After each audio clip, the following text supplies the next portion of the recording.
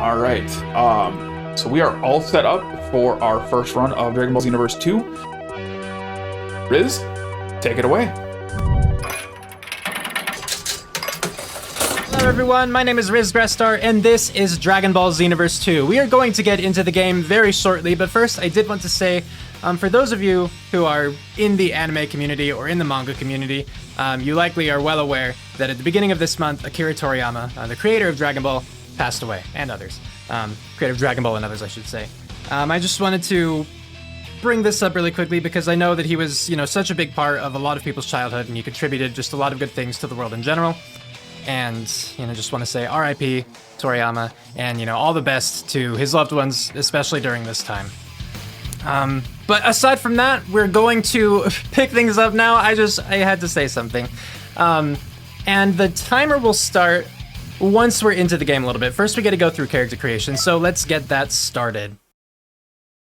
I'll talk a little bit about the character creation and such as I go. And so the first thing to note is that there are 5 playable races in this game. You have the Saiyans, of course, Earthlings, Namekians, the Frieza race, and the Majin. For this run, I'm going to be playing as the Majin race. They are currently the fastest race. Theoretically, they're it's up in the air between Majins and Saiyans, which is actually faster. But at the moment, the current fastest time is a Majin, and it's the one that I'm most comfortable with, so I'm going for it. Now, part of the reason that this matters is that the races each have their own kind of inherent stats, like Earthlings, for instance, are more balanced. Male Majins have more health, that kind of thing. And they all have different base combos as well when they're, physically attacking. But another really important part for this category, which is the any % new game category, is that there's a requirement to unlock your race-specific transformation at some point during the run. At one point, it's just mandatory, you can't do the story missions after that until you unlock the transformation. So for Majins, we're unlocking Purification, which basically turns you into Kid Buu. For a Saiyan, it would be unlocking Super Saiyan. For a Namekian, it's Giant Form, Frieza, Golden, and for Earthlings, it's Quintoon, and, the Power Pole. So they just have different requirements, and it matters a lot in this category in particular. Okay, so... Oh no, no one missed the timer? The timer actually starts on first movement here, so I'm doing my own, it's good. 3, 2, 1, and go. Sorry, I should have specified more that I would give you a further bit of advance. Hey there. Yeah, we're all good. So the first thing that we're doing in this game is we're just walking around and talking to people with these red scrolls over their head. And it's just a little tutorial to show you, if you're lost, you can check the map. The red scroll icon shows, what you're next supposed to do. It's your next big objective. And for the most part, it's pretty accurate. There's, a time or two where it actually isn't required, which is kind of weird. Howdy. But if you're ever playing the game and you're not sure where to go, pull up your map with, right trigger, and you can see the red scroll. But yeah, we just have to talk to those 3. Basically, we're trying to find Elder Kai. Each of them had a little bit of information, oh, I think I saw him run over there, that kind of thing. And once you talk to all 3, he just magically appears up here, he's not spawned in until you talk to the 3 of them. But we're gonna talk to him to do our first mission as a time patroller. And so, as a time patroller, our whole thing is that we're going through time, through memorable moments, where villains have shown up and just done something dastardly to basically change the time stream in some way. They messed up the events as they were supposed to play out. And so we're here to try to set things right. I want to talk about what we just saw right there, that screen. That screen allows you to change the difficulty between normal and easy. That was released as a feature 5 months ago, I believe. And we're never going to use it. We're going to be playing it on normal the entire time. However, that change still affects the run because that screen didn't used to show up, and now it's going to show up every few missions. So it definitely adds up over time, and it's really unfortunate, but there's nothing you can do about it. One of the most notorious things about this game, just having run it for a while now, since 2018 I want to say, is that basically every big update they introduce new cutscenes, or they remove cutscenes, or they add an NPC that you need to talk to, or they take away that requirement. It's all really weird. And so with this latest big update where they introduced the difficulty, they actually did take away some cutscenes that we would just have to skip. So really the time there was loading into and out of the cutscene, but they added that difficulty screen. So overall, I think it does slow down the run a little bit, but it's really hard to like actually measure it for sure. So much to say right at the beginning of the run, and then there's like a lull in the middle of it. So we did just see me do the first mission, which is fighting against Raditz, and I took advantage of one of the main reasons you play as a Majin female, which is they have a really good infinite combo. So now I gotta change.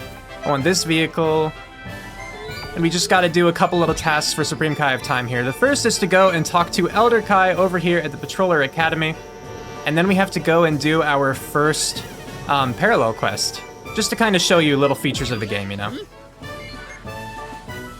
So before we do the parallel quest, we are going to take a detour, because this is going to be something that is essential to us. Excuse me.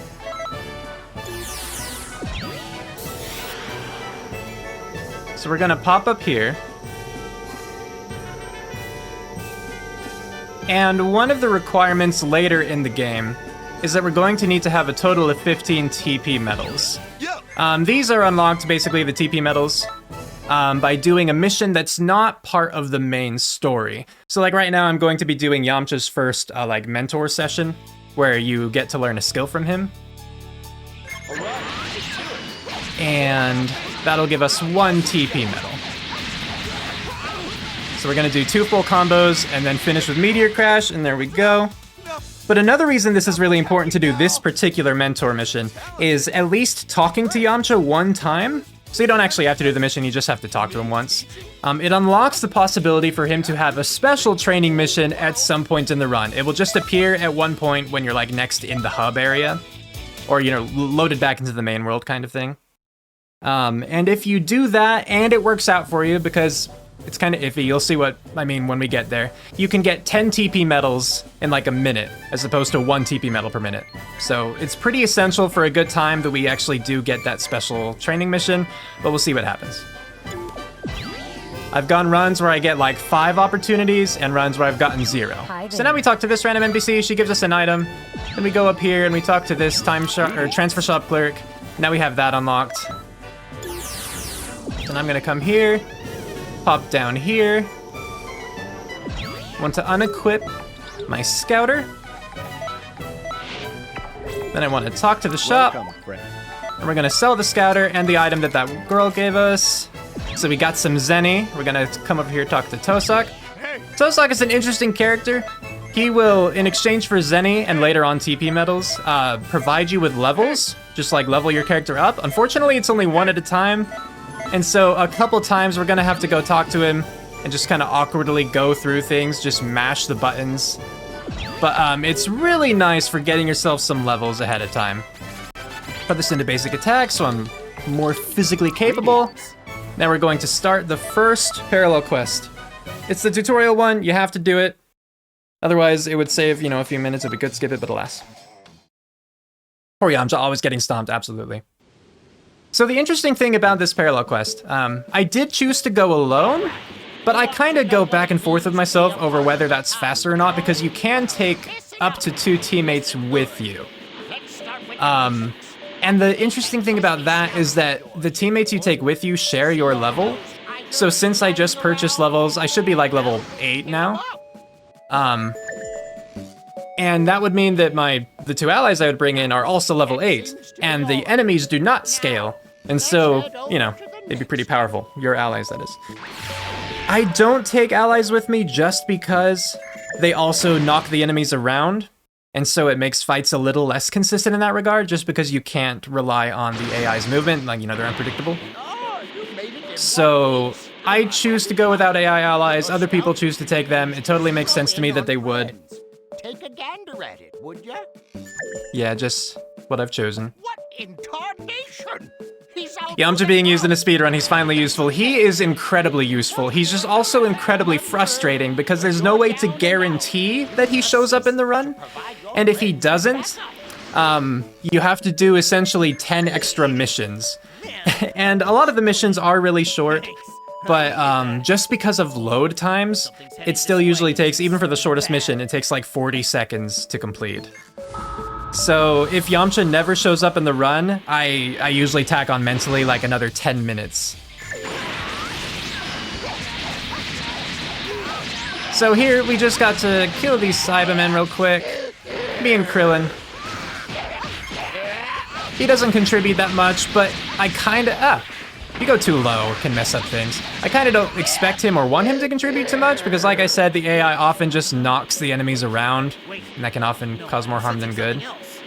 So now we're going over here. This is supposed to show you that you can use your scouter, you know, this thing, to like see the enemies. But it always spawns right here. It's this blue one, the Kaiwater Man. So one of those and then a full meteor crash should be enough. And he's gone. So now we gotta fly over to this island where 3 time patrollers are going to pop up. You know, just NPCs in this case. What? Talk to them and we fight. After these 3, it's going to show us what can happen with parallel quests where there's like a completion and then there's an ultimate completion where there's like some hidden requirement that you do. Unfortunately with this one, there's no way to not get the ultimate finish. You just have to. Otherwise that would cut down on some time. But after this, we're just going to be fighting Yamcha and Tien. And this is one of those unfortunate things. So when fighting these 3 time patrollers, they can really be just like, they're pulled from a random pool, you know? And as I said at the beginning of this, different races have different like base stats. And so having a Majin as one of the enemies is particularly bad just because they have such high health and defense compared to other races. Where it's not usually a huge deal, but as far as a speedrun, you know, every bit of time lost is time lost. So now we just have to wait for them to show up. Let's say finish, but oh, it's actually not over. More enemies are gonna come up. And this is another part of just RNG. It's again, a relatively minor thing. But after we beat them, there's a chance for them to exchange dialogue, and there's a chance for them not to. If they don't, that's great. Because then, you know, we just get to end the mission and, you know, move on with the rest of the game. But if they decide to exchange dialogue, we just have to awkwardly wait through that. So we're gonna hope that doesn't happen.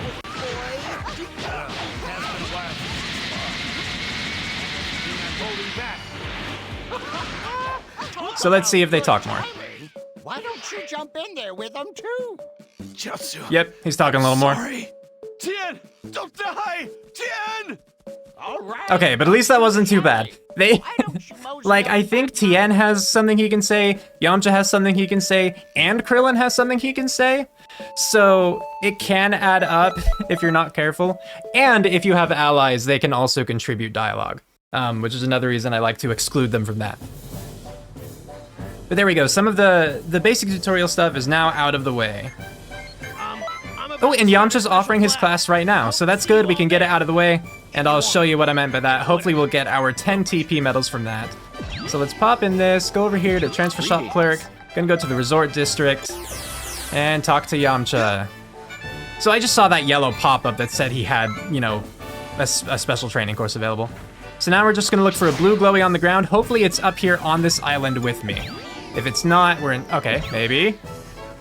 Yeah, okay, we're good. So I need to deliver this to him, and because I was fast enough, I got 10 TP medals from it. You can get 8, 6, I think 4 and 2 as well if you're like really slow. But now we're actually doing really well as far as just expectations with the TP medals. So now I've sold the Hercule badges that I got from that parallel quest. We're going to use them to purchase some more levels so that we're even stronger. And since we're already out here, it's not really wasting time to go and talk to him. Like, there's some minor travel, obviously. But overall, I think it is worthwhile because being, you know, over-leveled compared to your enemies can be quite significant. As far as the missions are concerned, there are a few different kinds. Let me talk to her real quick before I confuse myself while explaining that. Okay. So what I mean is, there are some missions where it's literally just beat the enemies as quickly as you can, and as soon as the enemies are knocked out, you're good to move on, right? There are then some missions where you need to get the enemies down to a certain threshold, and then like dialogue will be triggered, and that dialogue will lead to the mission ending. And then there are missions where you just have to wait until a certain bit of dialogue passes, and then you can continue. So it's, and like up until that point, you know, the enemies are invincible. And here we see like another difficulty selection screen, which just adds time. Really unfortunate. As far as I know, there's no way around that.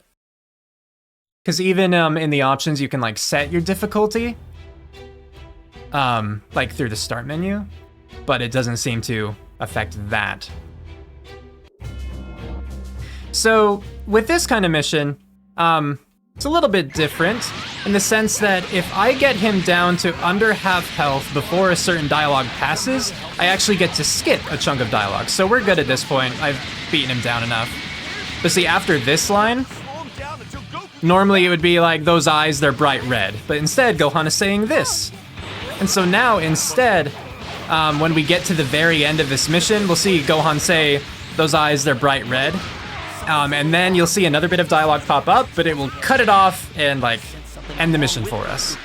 There are 4 missions in this that have that kind of effect, I guess. There's this one, obviously. There's the one immediately after it. There's the first one against the Cell Juniors later on. And then there's like the final mission. So hopefully I'll be able to get all of those dialogue skips. Some of them can be kind of challenging, the latter 2 in particular, the last one especially. So we'll see what happens. Hey, I'm in a hurry. Stay out of my way. But this early on, the AI usually cooperates well enough that you can get them down to that half health threshold before. But see, like, you would have to do it before this line ends. Because normally Goku saying that would not happen for a while. Any other little things I might do, like spamming them with Ki Blasts like this, it's kind of nice really early on in the run because it can give you a little bit more experience. And early on in the run when you're relatively low leveled, more experience, you know, matters more. Same thing like if you get 3 grabs in a single mission, you'll get a little bit more experience. Other times it's just kind of to stun lock them with Ki Blasts. Other times it's just because I'm bored and want something to do while I'm waiting. But yeah. Now we're moving on, and we're on to a mission now. The next few, where it's just a matter of like, as long as you can get their health down, like once you get them down far enough, cool, the mission's over, you move on to the next one. And those obviously are the preference. As you might have noticed, I also like to start my fights, not every time, but often, with like dashing forward and just sending them flying. It just gives me a little bit more control. It does take a point of stamina to then appear behind them like I do. But it makes things a little bit more predictable at the start of the fight. And a lot of this game is about controlling the fights, you know, as much as you can. It gets more and more difficult as you progress, and the AI gets, like, you know, harder. But especially early on, it's very useful. Because there are still things, even with that, like, giving you some more control, there's still ways that they can get out of it by vanishing, or using an evasive, that kind of thing. Both of which, by the way, involve stamina, which is the blue bar. Oh gosh. I don't know what hit me. Probably Vegeta. So this is another reason that playing as Majin is really nice. Every race has a different effect when they, like, charge a Ki Blast. So, like, if I were just to spam B, I would be shooting out those little ones. If I hold B for a moment, I shoot out this bigger one, and that's called a Bomb Ki Blast, and that's Majin's inherent charge effect. Every race has a different one. The Great Apes are, like, weak against it. I mean, it's just, like, really potent, really consistent. So there we go. Like, for every other race, we actually, before this mission, pick up a Super Soul, which changes your Ki Blast type, just to basically replicate what the Majins have inherently. So it's just a nice little thing. It saves me, you know, one trip to the store. It saves me 1,000 zenny at the time. Not a ton, but like this early on, it does mean something. And there we go. We are now done with the Earth history part. And this actually is now where we get into most of the routing that I've done for this game. You need the race-specific transformation before moving on to like the last set of 4 fights. However, we're going to be getting the transformation now. So it involved just like money routing. Money routing. It involved money routing. So we're gonna get that out of the way. But I was able to work it into the TP metal routing as well, which is very useful. So right now, she wants us to go and inspect these little interdimensional rifts. So we're gonna do that, but first we're going to go and talk to this NPC over here. This is Jija. He is our best friend in this run, aside from Tosak. We talked to him. He says he doesn't like bitter people, so we do the anguish emote in front of him. It scares him, and he gives us an entire outfit. It's a really weird exchange, but it's incredibly useful. It is essential for this route, because then we just go here. Actually, we go this one. We sell that outfit in its entirety. You can see each one, 4 pieces worth 20,000 each. We're going to buy this Super Soul. We're going to use the rest of this money that we got from selling all those clothes to level up with Tosak. And so then we're going to be over-leveled. We're going to have a Super Soul that, when we use it, grants us like 10 seconds of automatic key generation. Not super fast, but it's definitely something. And like increased attack power. So when we're feeling confident about something, or we just like really need to swiftly take something down, we can activate that. It's incredibly useful. You can do it once per fight, and then like when there are transition screens that move you between missions, it like resets. So it can be super useful. You kind of have to learn like when you're allowed to use it, or when it would be best to use it. Because like if you pop it at a time where the enemy is going to be invincible until a certain amount of dialogue has passed, that's essentially a waste of it. That sort of thing. And this is the longest that we're going to be using Tosak to level up, but this will also be the last time. If you didn't notice, as you level, it does take more and more zenny to actually purchase another level up. So like when you hit level 10, level 20, the price of each individual level goes up. But now that we've done that, we're going to go to all of these little rifts, and we're going to talk to a quintuplet at each one. And they're basically just setting up. There's kind of like a post-game thing. The only one that's really going to matter to us in this run, I mean, I guess there are a few with the routing. But the main one is Majin Buu's house, because this, of course, is where we're going to learn our Majin transformation, purification. So I'm gonna pop over here, talk to him. I went behind him because I'm going to go into this building now. Majin Buu's house. We're going to talk to him. We're going to talk to him and then leave, and that's going to seem kind of counterintuitive when we're trying to be fast, but talking to him spawns some other NPCs in the hub. And those NPCs, when you talk to them, they will give you a little bit of food, I think between 1 and 3 pieces. And how we get our transformation is we have to feed Majin Buu enough that he spawns 3 little Majin Buulings, and then we talk to him, and he's like, oh, yeah, I can make you stronger, kind of thing. Greetings. So we need a lot of food. For that, the best way to do it is just to buy the food at the shop. But for that, of course, we need money, and we just spent all of our money purchasing levels, right? So we need another means to make more money. And so that's what we're going to be doing now. Yeah, all the food. So we're gonna go to Mr. Satan's house. Because 1, we need to talk to one of the quintuplets that's here.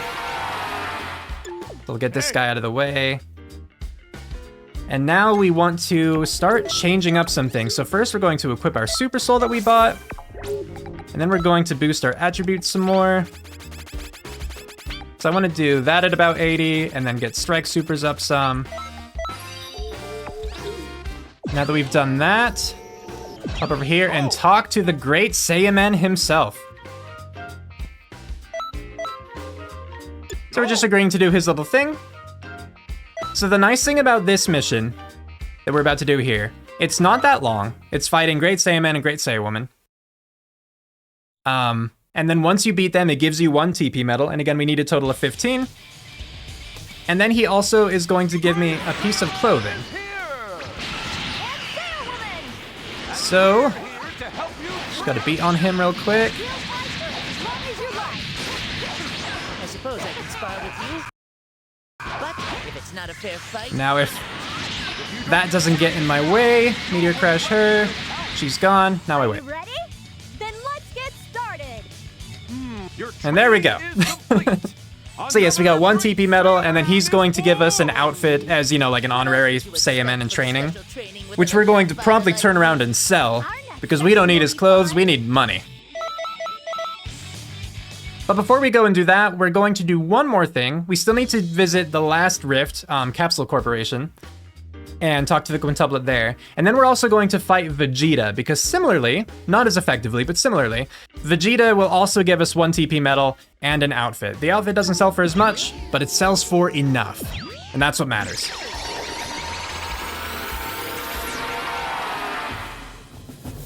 Greetings. So the reason that I do Capsule Corporation last, even though like I skipped over it to do Hercule's house and then I went back, is it's positioned like right above the shops in that hub area.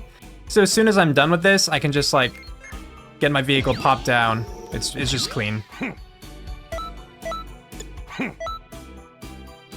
So let's go in and fight him. He's going to be a little bit tougher than the Great Saiyaman, but like not much. A little tougher in the sense that he might use an evasive that just like messes with my combo. But it really shouldn't be bad. So I'm gonna kick him away just to control him a little bit. And then the same thing. So you can see that my Super Soul is active, the Limit Burst, because you can see like the orange kind of glowy effect on my name. I don't know what to say. You're strong. But there we go. So we got our TP medal. He gave us another outfit.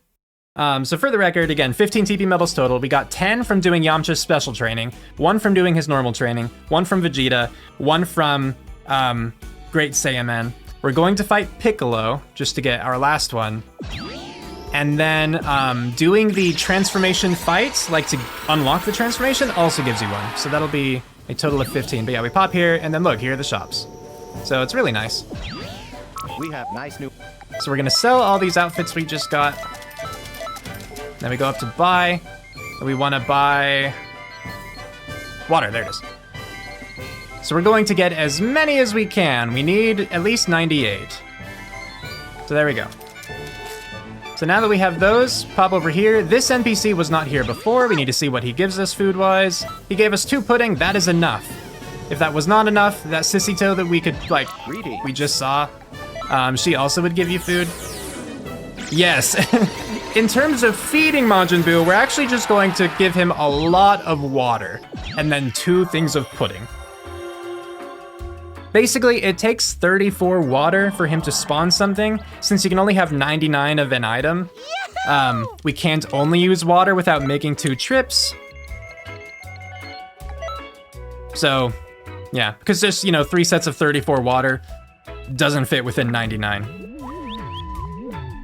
So instead it'll be like 34, 34, 32 or something. And then we give him the pudding to like top it off.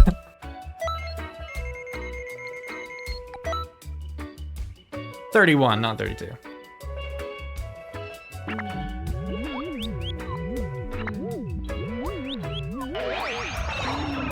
So we need 1 more from him here. And then we get to do one of my least favorite fights, which is the transformation fight. Because Majin Buu is a terrible enemy. I hate fighting against him. He's incredibly annoying. He has a lot of moves that just waste your time. Like he has 2 abilities, one that turns you into a candy, and you just have to float around and wait to like revert back to normal. And then he has one that turns you into a cookie, which he then eats and it heals him. So both cases are really bad and stupid. So we're gonna hope that we don't have to deal with it too much. Another annoying thing about this is that we're forced to fight alongside Goten and Kid Trunks. And neither of them are very useful. They most often just serve to knock him away like that, and so it's like, cool, I finally got him into a combo. Please ruin that for me. But if we get him down to like half health here, okay, now we can get, it's gonna refill our ki, and then we can transform finally. Of course, he turned me into candy right then. Yeah, okay, I'm fine. So yeah, now we're essentially Kid Buu. We just have to finish his health here. If they would stop hitting him away. And you might think, oh great, you finished. You did it. Nope. Now we're on to phase 2. So now it's him and like 3 little Majin Buu. And they all suck as well. So there's one down. Okay, so he's turning him into a cookie, so we'll just let him do his thing, I guess. Wow, you're really something. You're stronger than my big brother. And the elevation there is messing with us. You're getting clobbered here. And he body blocked for him on accident. Okay, but we're getting closer. One Pro Flash on hit. Oh, okay, stop knocking him away, please. And now just Majin Buu himself. That's what I was hoping for. This is gonna be fun. Get real.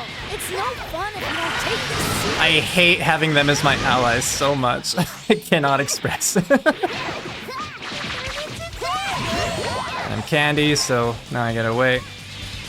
And we just hope at this point he doesn't turn anyone into a cookie, because that would just waste even more time, because it would... First, it's essentially like a little cutscene in the fight, but then it also heals him. Okay, so now we're done. Cool. Finished with that. We unlocked the transformation. So things are going all right at this point. Because like I would, if I'm remembering correctly, I would hope to get to this point between like 28 and 32 minutes, depending on how things are going, you know?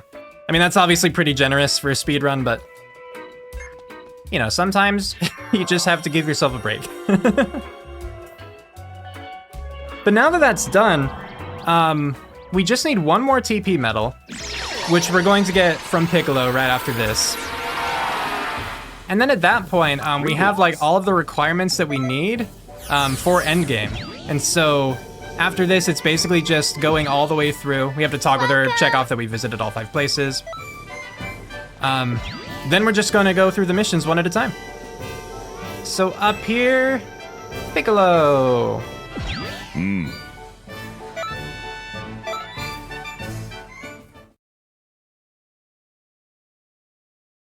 Also, when there are pauses, the lovely people in this call with me, is there stuff that you want to be saying this time around? Any messages you want to be giving, or? Yeah, so I don't personally have anything thus far that I didn't repeat in the beginning of the stream. I will say, you're doing a phenomenal job. The last Dragon Ball speedrun that I saw was Budokai Speedromizer 2. Oh. And as somebody that just bought this game, as well as three others on a Steam sale, I'm looking forward to playing this game casually. Awesome, yeah, let me know how it goes. Absolutely. Cool, so yeah, with that, we have 15 TP medals, we have our race-specific transformation, and so yeah, things are looking pretty good for us. Like, we don't have to, at this point, we're really not going out of our way for anything. It's just do all the fights as they come, do your best in the fights. Of course, you can only control the AI so much. I'm not amazing mechanically at this game, I will say that. There are people who are just like, such good fighters. Most of my contributions, I would say, are just routing as far as like the TP medal and transformations are concerned. Figuring out like how specifically unlocking the Frieza transformation works, because online there was all sorts of conflicting information. But yeah, things are going well so far. So hopefully they continue. So as annoying as this one seems, there's really not much that we could be doing at this point. He's invincible until basically this part. So now I'm gonna activate my limit burst. Midoriya says right. And now we can actually finish Zarbon off. There we go. It starts you targeting Midoriya in that fight, but you don't have to touch him at all. It's weird. And this isn't like the only mission that has that kind of quirk to it. So this one, we're gonna fight against Lord Slug, and it'll be a very similar situation where, like, we're gonna beat on him, But then he's going to reach, like, not quite a sliver of health, a little more than that kind of thing. But he's going to be invincible at that point. So, like, there we go. And now we wait. So I can kind of just chill here. Oh yeah, with the scouter, if you're locked onto someone, you can see like their level and you can see the skills they have, which is kind of cool.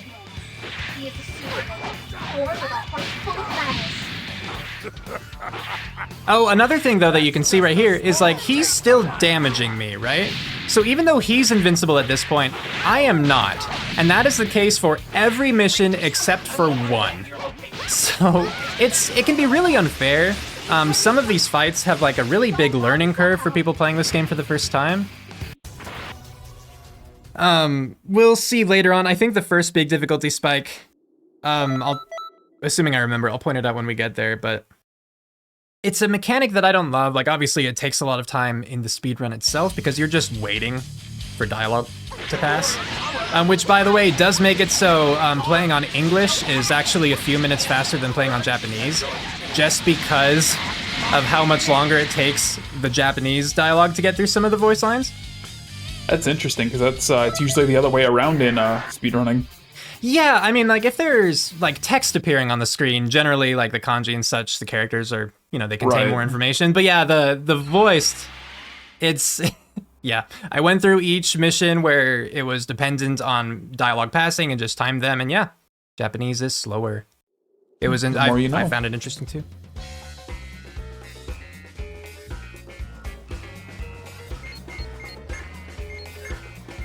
Yeah, so if you speedrun this game long term, it is interesting with, again, with the updates, cutscenes are added and removed. Like, you know, not within the main story, but things like that. But I bring that up there because there didn't used to be that little interruption of me having to go through some text boxes in the middle of a load screen. It's just like awkwardly inserted there and then another cutscene happens. And so over time, the routing has changed quite a bit just to accommodate for those. Because they would often pull you out of the time nest or kind of like teleport you around the hub. And there were some that you could like trigger earlier. So it was a whole thing. Since that cutscene forces us, for instance, out here, gonna take this time to go to the skill shop. Welcome. And we're gonna go and buy the Super Key Explosion Ultimate. But now, aside from that, we're just going straight back to the time nest and continuing with our missions. Before going into it, I will equip the things I got. I was waiting until I could get Super Key Explosion. It just wasn't available in the shop the last time I was in the hub. So now we'll run up here. And now we want to add all of our stuff. So we got our that and our that. Boost attributes in case I have some more points. Since I'm like already on the start screen, I might as well.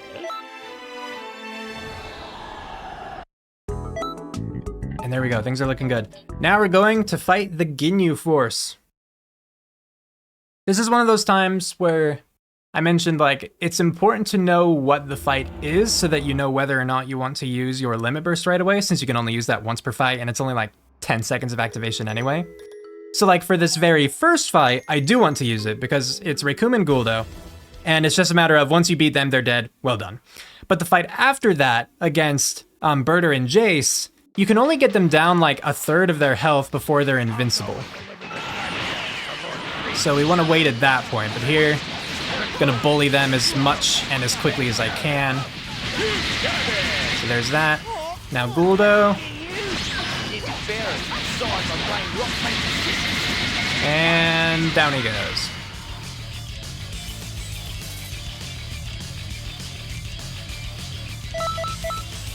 Only somewhat relevant, but because it came to mind. So one of the more recent changes, well, the most recent change to the Xenoverse 2 leaderboards was the addition of, you know, the easy difficulty, because that was introduced just 5 months ago. But the one before that, the update to the leaderboard before that, was the separation on the leaderboard between the different playable races. Before, it was all just one big thing, and so there was really like no reason to play like Namekian or Frieza, because their requirements are just so much worse. They just take so much more time, Frieza especially. up and going that it was home. basically just if you're not playing either Majin or Saiyan, you're shooting yourself in the foot. But now the leaderboard has been split, so, you know, you have Namekians competing against Namekians, Frieza against Frieza, Majin against Majin. It's really nice and encourages a lot more like diversity in playthrough. So I just wanted to point that out in case anyone was like curious about speedrunning this themselves. That is a recent change that I think was a great addition to the leaderboard. And yeah, it's very cool.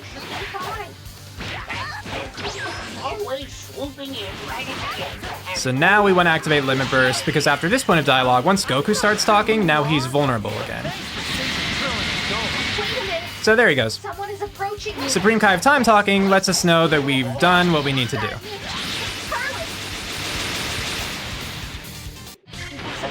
Once again, we can attack them right from the beginning. Shot way up. And we just need to get him down to that point. Someone's coming this way. And you don't have to, you only have to fight one of them. Gohan. You could finish Jace off, or you could leave him like perfectly untouched, and either way it would be just fine. As long as you defeated one of them.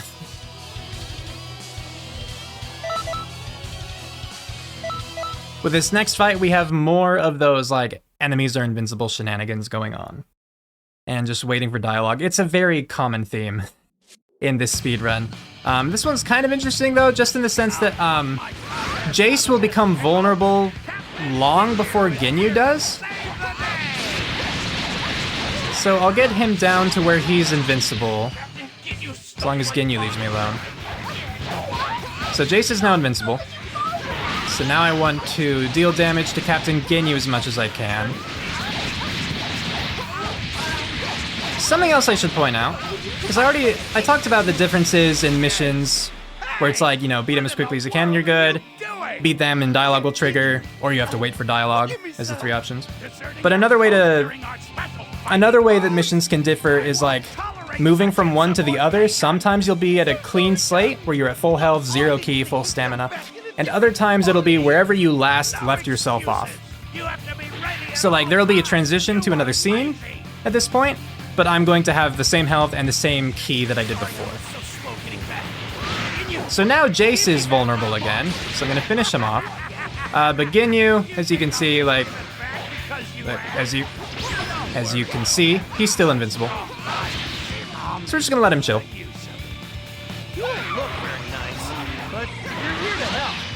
Something nice about Kid Buu, the purification, is he has a quick sleep, so you could just like heal yourself back up again if you have a moment. Do you typically need to? No. It's just kind of amusing. Take care of all of them except the one that arrived just now. You want to let him go? So we just need this line of Trunks to end here. No, not exactly. This is Now he's dead.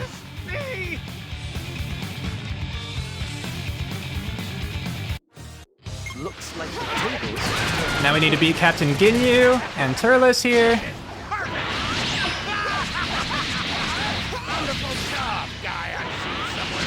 Oh, so he was like guarding throughout my entire Super Ki explosion, which is less than ideal, but not really something you can do about that.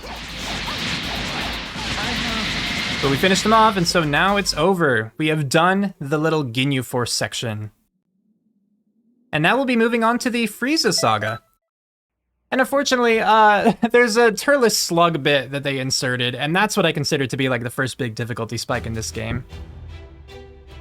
And maybe you'll see why. It's mostly just due to the fact that there's so much dialogue for them to go through. And again, they're invincible, but you're not during that dialogue. And so, if you're just not super comfortable in the fights yet, it can be really punishing. This is another little thing that they added in with this last update, I believe. So you talk to them, you say you're not interested, and then you warp back up. I don't know of a way to skip that yet. I need to look into it further. It's possible just talking to him in advance will make it so he at least, like, you'd still have to go through that conversation. But how updates worked in the past, where with some NPCs you just needed to talk to them, like, in your own time, or on your own time, I suppose, and then they wouldn't pull you out of the time nest in the future. So that might be a similar case. As it's the most recent, I honestly just haven't tested it yet. There was another one that was really interesting, where at one point Bulma would pull you out of the time nest to talk to you about just some like extra little thing that you can like have following you around in the hub world. Like it would replace your vehicle, and it's just like a little pet kind of thing. Didn't affect you at all. But how you could get around that is if you interacted with the TP metal shop and then backed out and then interacted with it again, it would just automatically start that dialogue. I don't know why, it was very bizarre, but I was happy to have found that out, and it was like a cool little thing to show off, so I'm kind of sad that I can't show it off anymore. There's a similar thing with, you know, I spoke to Jija in order to like get clothes. Oh, by the way, if Nail dies, we have to restart this mission. But at this point in the dialogue, he's fine. You just have to wait for it to end, but he'll be okay. Previously with the routing, in order to talk to Jija, we would actually go to Hercule's Rift and then get in our vehicle and just fly off, and you would land like perfectly behind Jija. It was really cool. But now it's like, it's just as fast, or maybe even a little faster, I don't recall, to just get in your vehicle and drive across the road to him. You'll never make it in time. What should we do now? Like Majin Buu, I have to remember to hydrate.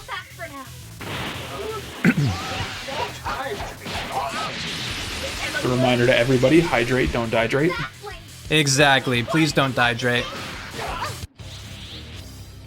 Alright, so that's unfortunately the last we're going to see of Frieza for just a little bit. We have to go through the Turles Slug thing. It's like, they inserted their own little episode into the middle of the Frieza saga, so it's just kind of weird. But yeah, you might see, might see why it's a bit of a difficulty spike with, again, just how long the dialogue is, and so potentially how long they could be beating up on someone while they're invincible and you're not. Really, if you're new to the game, you're probably not going to get them down to that point where they're invincible, you know, for a good while. So it's not going to affect you as much as, like, you know, we're affected in the speedrun. But it's still a thing. Okay, so Slug is basically, he's either as far down as he can be, or he's basically as far down. So I'm just gonna knock him away. Switch over to Turles, because we will have to beat them both once they're vulnerable again. So you want to take your time and do this. So there you go. Now they're both down as far as they can. And now we get to see, like, yeah, just how long it is before we can do anything else. You'll never have the Dragon Balls. If you say so. The nice part about this, we'll see if it ever comes into play. Turles might just keep bullying me. I guess I could try to get away from him a little bit to see. But the kind of fun thing is that Gohan is invincible once he reaches a sliver of health. You can see him fighting Slug out there, the little icon. And so both of them can target Gohan, and then you can just like chill like this, and he's fine. You can see his health, you know, beneath mine, but he won't actually ever die. So that's good. He's a tough little kid. I certainly wasn't that strong when I was 5. Me either. Yeah. Yet to meet someone who was, in fact.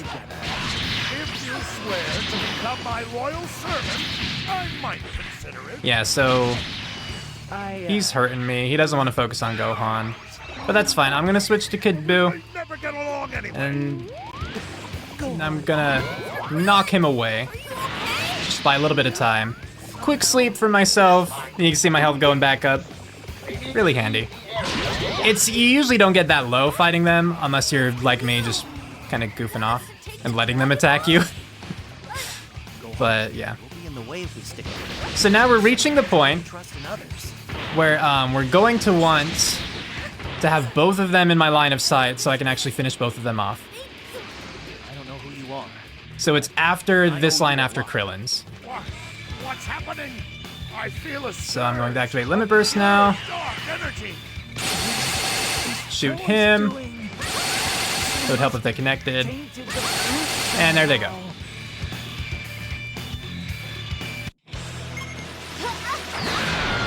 Oh, and unfortunately they didn't approach me, they actually ran away, so that was just wasted ki, but it's fine.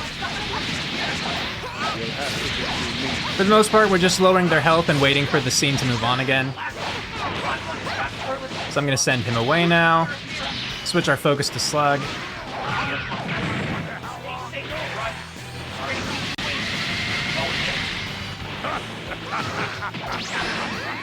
This feels absolutely incredible.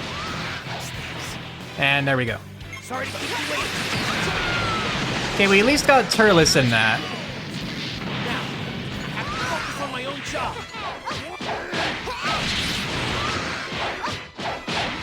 And Slug is down. There we go. Now we get back to Frieza.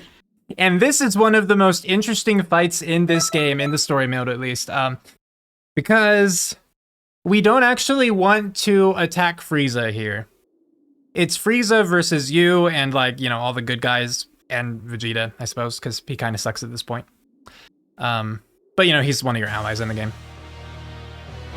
So we're just gonna back off and hope that he doesn't target us. He's not as big as And what we want is him to kill Vegeta as quickly as possible. good lesson. The moment that, basically the moment Vegeta dies is the moment that this moves on and we get to go to the next mission. Dragon Balls and make those wishes. Just like the anime. Just like the, so there, Vegeta died. That was actually really fast. Nice. So it moves on. This is no fun. You seem to have lost the will to fight. It's a bit too soon, but I guess Sorry, I'm late. Uh-oh. Okay. Now we just want, yeah, Goku to start talking there. So now we're just waiting for his dialogue to trigger, like, the scene transition. I don't know if it'll work. So in the meantime, I'm fighting Frieza just to get some ki up. I'm a Saiyan. And there he goes. And we gotta fight him just a couple more times here, but things are getting serious now, you can tell by the music. So Serious this time. Yep. This is where Ash will turn his cap backwards. It's a fresh thing, so fresh start, you know, no key from the beginning. So I'm gonna activate this. And then try to get as much damage in as possible while I have that Limit Burst active. Goku interrupted that a little bit with his Ki Blast, but he was kind since that point. So now we're done with that, and we just have basically one more fight with Frieza and Cooler working together. Which, you know, if you're familiar with the show, you're like, wait, Cooler wasn't involved? Exactly, someone's messing with time, and that's why we as a Time Patroller were doing things. And obviously a lot of other things were happening in a similar way. Sometimes it's just like the enemy's more powered up than usual. But like, you know, you saw like Trunks was controlled by Ginyu instead. Or not controlled, but like body swapped. That sort of thing. Continuity's kind of going out the window with this game. Yeah, and that's the whole point of it, so it's cool. Exactly. Okay.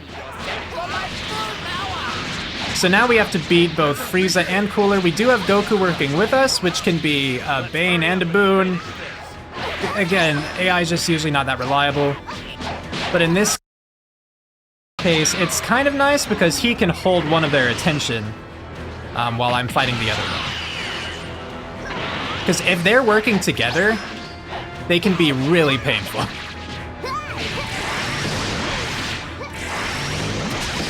Oh, and he blocked that, otherwise that would have been... Okay, here we go. That's fine. Cooler. There you go. Sometimes I'll just be hitting like the auto-target button and hope that it locks on to whoever I need to fight next. But obviously that doesn't always work out. If they're too far away or if they're behind something. Sometimes I can chain these Pearl Flashes, and that's incredibly useful when I can, and there we go.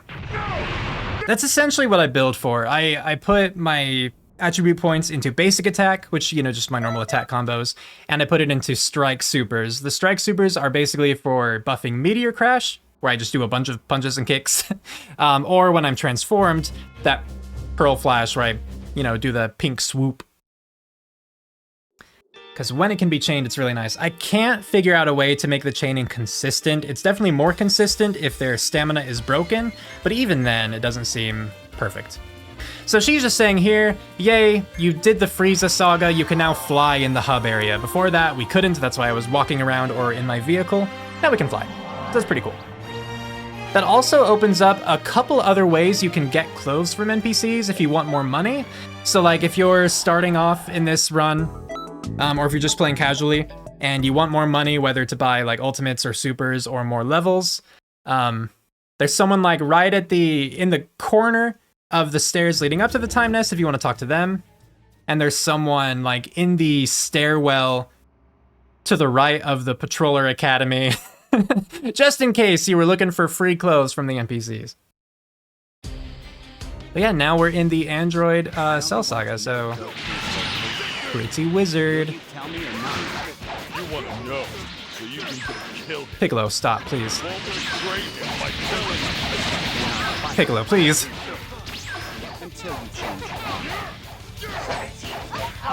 Okay, we took it from him in the end.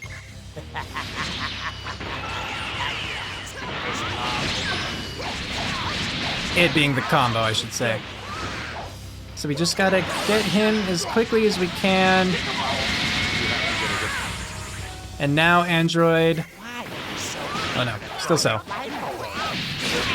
Then we'll get 17 one more time. Please. Okay. No, right. It was just that. I've played this game, I promise. Yeah.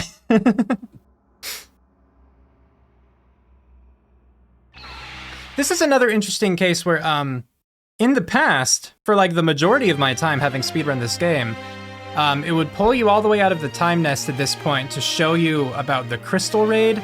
It's another like multiplayer non-story event. Yeah, I'm just offering another thing. Yay, we're ignoring that now. But they don't make you do that anymore. It used to take you all the way down, and it was like a very brief cutscene, and they skip through some dialogue. But don't do that. I still think overall the difficulty selection screen popping up as often as it does add more time to the run. But I am very grateful that they at least coupled that with removing a number of cutscenes. Relatively minor thing, but it's nice. So this is one of those times we just need to get him down to a certain point as quickly as we can to trigger a point of dialogue that will then... This part. Goku needs to say I give up, and now we're good. I can't possibly win here. So now if we just chilled, we would be fine. I could get him down as much as possible, just for the fun of it. Like, as far as I've been able to test, I don't think this is one of those cases where it's a dialogue skip. It's just the earlier you get him down to that point, the earlier it'll trigger the dialogue that will trigger the transition. That kind of thing.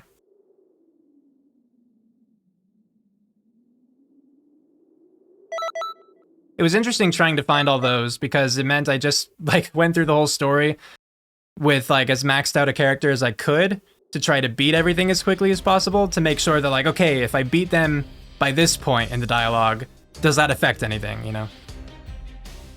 It's a whole deal.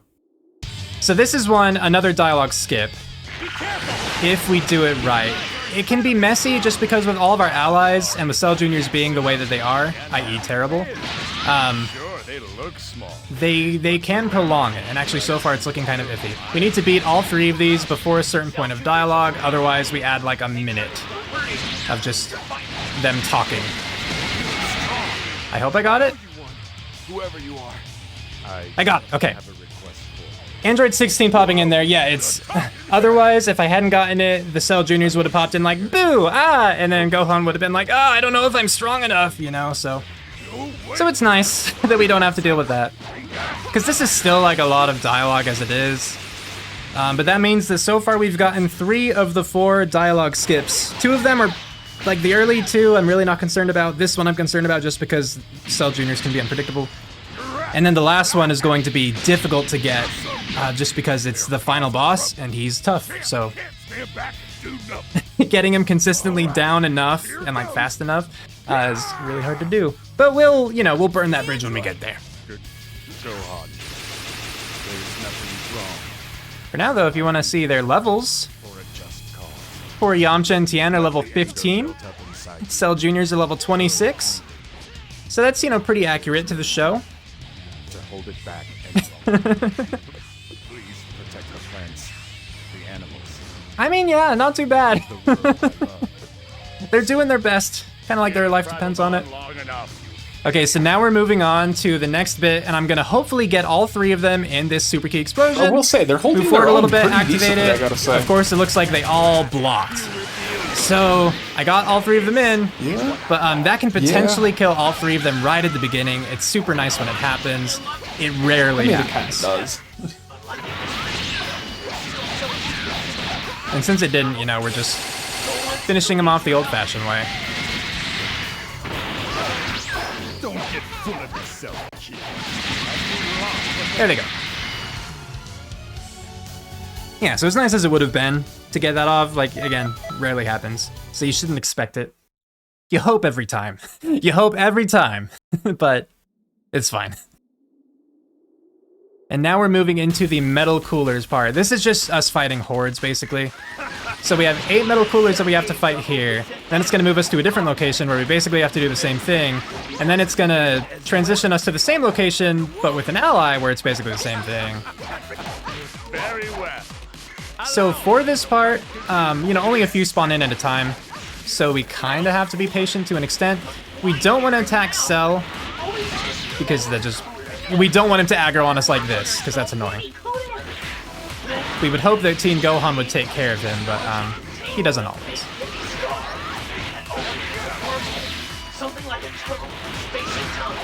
I was gonna say, we want to conserve our ki, because this is another one of those times where when it transitions, we're going to have whatever we were left with here. And so we want enough to have Super Key Explosion because there are going to be 5, I believe, metal coolers at the beginning. And we want to walk in, use it, hopefully kill a lot of them. Okay, so yeah, we got 5. Heck yeah. Yeah, that's about as good as you can hope for. I guess you can technically get 6 in one, but you shouldn't expect that. Like, my hope is always like 3, or my expectation rather. Anything above that is good, anything below that is like, well.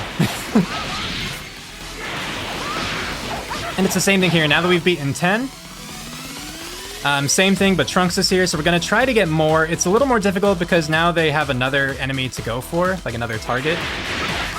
Oh, and especially if I accidentally dash instead.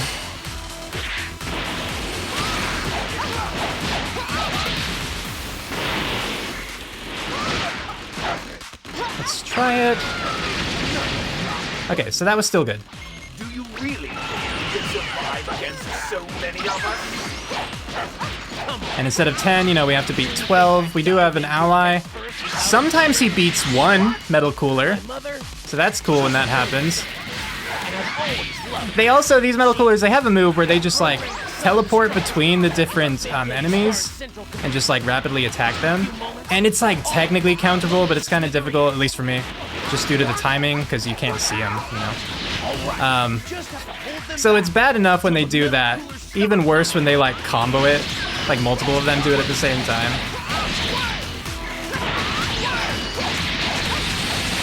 Okay, but just one more now.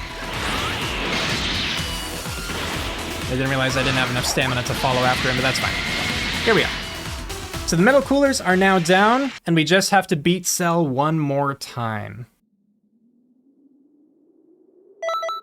Well, I mean, kind of. We have to beat him one more time for this saga, and then he kind of appears like a couple more times, but like in a much more minor role, and he's not as difficult. So we're gonna count this. So I want to get my transformation up first, and then I want to use my limit burst. So, returning to health from a near-death. Just because I want to have the limit burst like damage boost. With my Pearl Flash instead.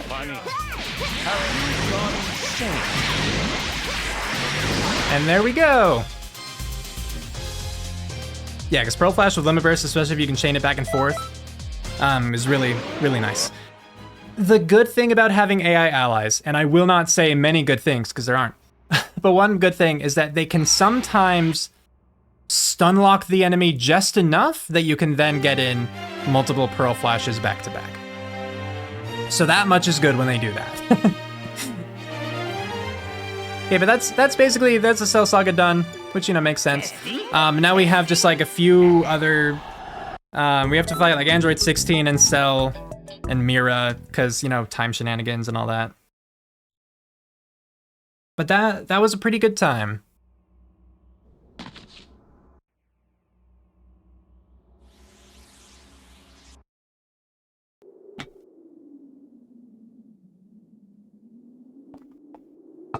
Also, just seeing this now, but yeah, the Metal Cooler song, it is good. I agree. Yeah. Gohan Future, I swear, is one of the worst allies to have because he knocks the enemies away just so often.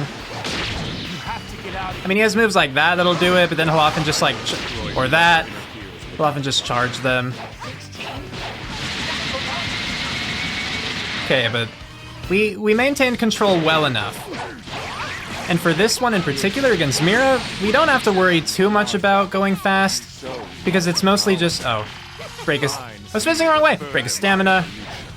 Oh yeah, an important mechanic in this game is if someone is using an ultimate and like obviously you're not caught in it so you can do something about it. If you do a fully charged heavy attack like this, it'll just break the stamina. Or if you do this and hit him from behind. Yeah, so incredibly useful. Actually, like, with a lot of the later enemies, I kind of hope that they'll use an ultimate so that I can take advantage of that, because having their stamina broken is really useful. What are you doing? And if you're, like, actually good at fighting in this game, you can, like, not rely on that and break their stamina independent of them using an ultimate, but I am not that good. What are you doing? I thought you... But that can't... If you could let me attack him, please. Okay, thank you. So we're almost done with this little, like, side chapter. We need to beat 16 and Cell. And then after that, we get to have another tutorial, which is kind of weird because it's very late into the story mode to have, like, more tutorials. But it's specifically for expert missions, so we'll have to do 2 of those. They're not bad. They're not like difficult and they're not that long, but it would obviously save a few minutes if we could skip it all together. Hey, how you jerks doing? Oh, cauliflower.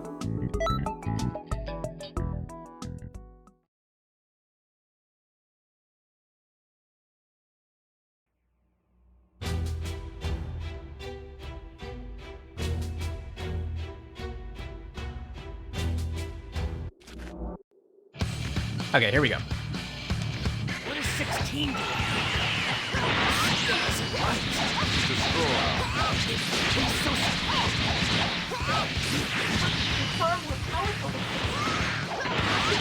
Okay. So that was nice. I like him just flying back into me. Yeah. Ideally, I should have done that in the other order, but that's fine. Just need to know that I installed 17 and 18. Number 17 and 18? That's impossible! And also, how is it that you know my name? Oh, wait. Dang, okay, so I wasn't able to do too much with that limit burst against him. But there we go. Wasn't too much longer anyway. Yeah, so now we're good to move on from this. We have our 2 tutorials that we have to do. And then we get to move on to the Boo Saga. So we're getting gradually closer to the end of this game. Hope everyone is having a good time so far.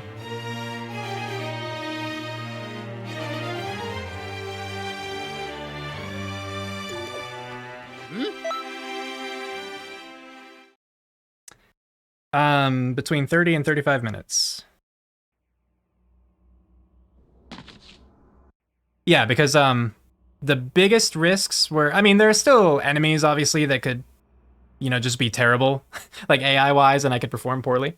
So that could obviously add some time, and there's a very good chance I'm not going to get the dialogue skip, which is going to add like another 90 seconds, 2 minutes, I think. But the main concern was the TP metal routing. And since we got that with Yamcha like right at the beginning of the run, we don't have to worry about losing 10 minutes from that. so things are looking up. So I would expect this run, with the way things are going, yeah, to be about like a 138, 139, hopefully.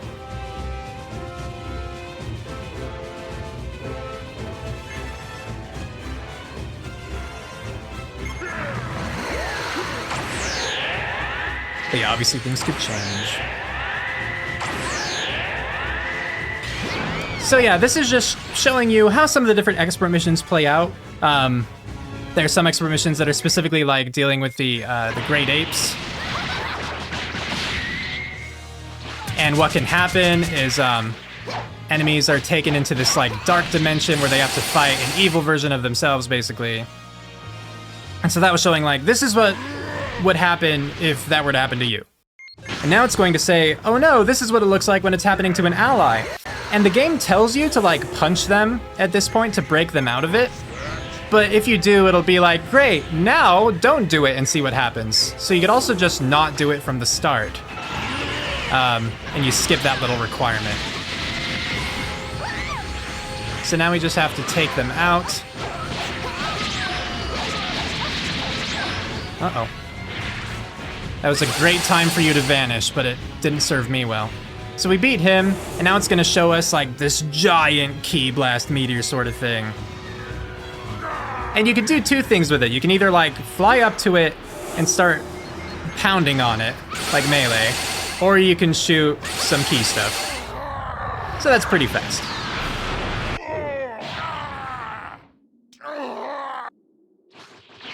Yeah, and there's me with my team.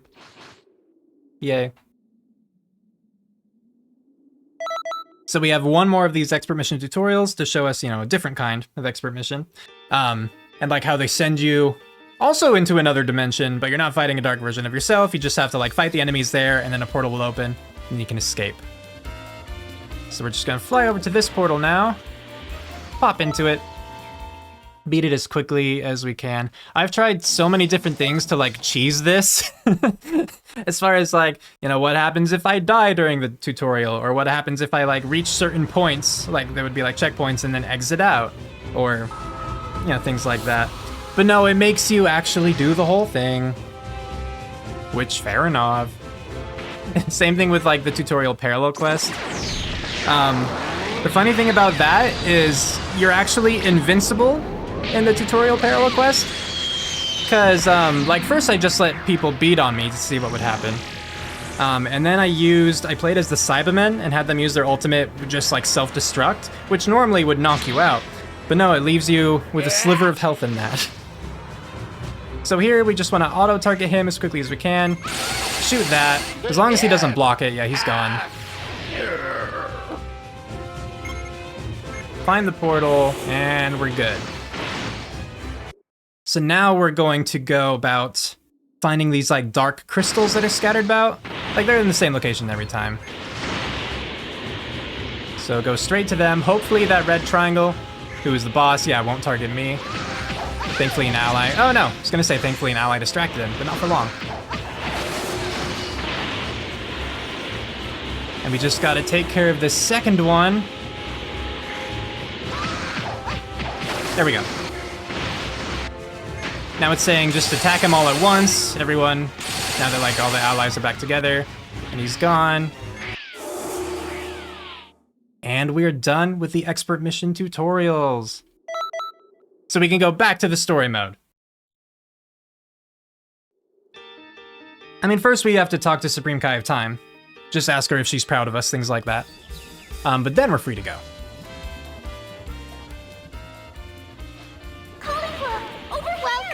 What gives, Thank you. Tail? Huh?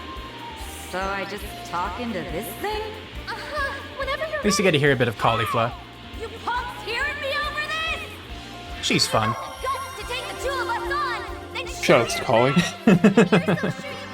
I've never seen Super, but I like her personality from what I know of it, so. What are they again? I still need to finish Super. I stopped right after the whole Goku Black arc.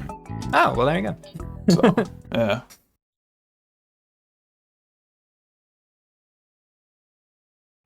Alright, so yeah, Majin Buu time. And surely there won't be any surprises. Surely it will be just fighting Majin Buu.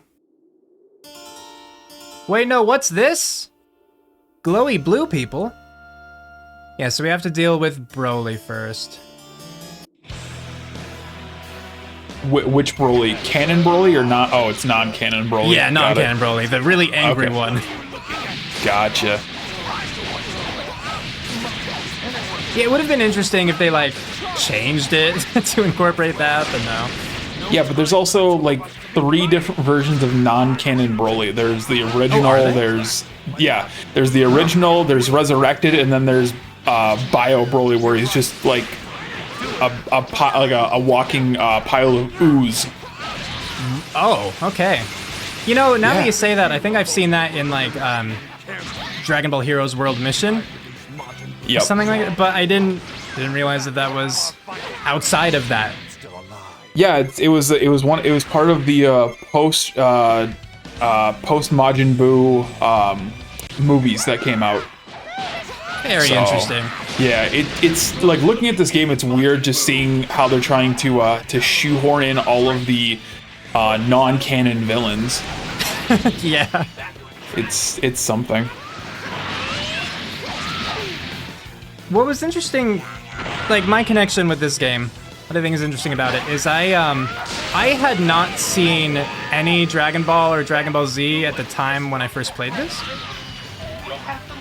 So I didn't have like any connections with any of the characters or the races outside of what, you know, like everyone sees through media. Right. No, Candy twice. But at least at this point I've seen like all of the original Dragon Ball, all of Kai, which I know some people don't count, but I mean, isn't Kai basically just Dragon Ball Z, but without the filler? Well, I was gonna say the 15-minute power-up scenes. Oh, I mean, I get 3 candies. Well, and I guess like different art styles and different music, right? But right. Yeah. Anyway, we got Majin Buu down as far as we need to. We're just waiting for dialogue. So there we go. Gotcha.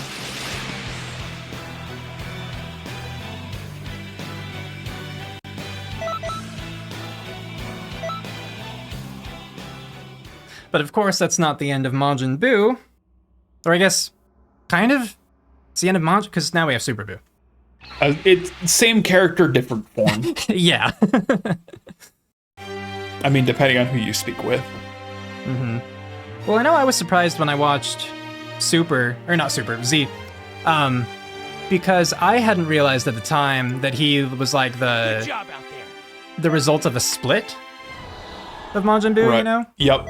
And like I didn't know anything about like I forget what it's called, but like the gray, like emaciated Buu. It was just evil Buu. Yeah. I don't know, but I think they called it Old Buu, and then it turned to Super Buu, then Kid Buu. Yeah. So that was probably one of the bigger, like, you know, like kind of mind-blowing experiences I had watching the show, because having played this, you know, and like spoken to friends, I knew a good bit about Dragon Ball and all that, but I had no idea about like that of Majin Buu. Yeah, Majin Buu is kind of one of those more interesting characters that you really have to come back read into. Oh no, it's fine. There we go. Okay, that's the issue with not having a ground. Who needs ground? Who needs ground? But yeah, I agree with the interesting part. Yeah. So we got one more thing of Super Buu here.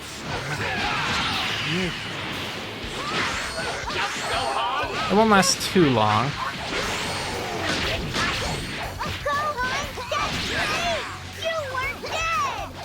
Go on, please. There we go.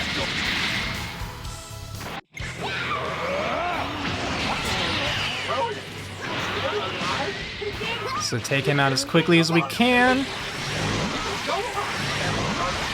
No! Oh, that ultimate! He's not even fighting me.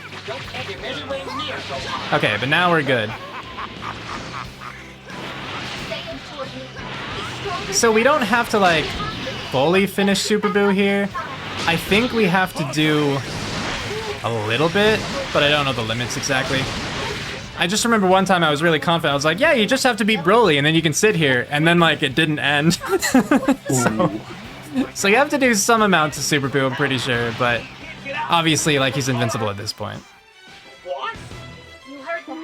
right? Find a way to distract Food and go try to help Vegeta. So now we have to go help Vegeta. So we're gonna be fighting Janemba in 2 quick little sections. And he shouldn't be bad at all. Like, honestly, usually the environment is worse than he himself is for me. Just because, like, it's gotten in the way of my stuff.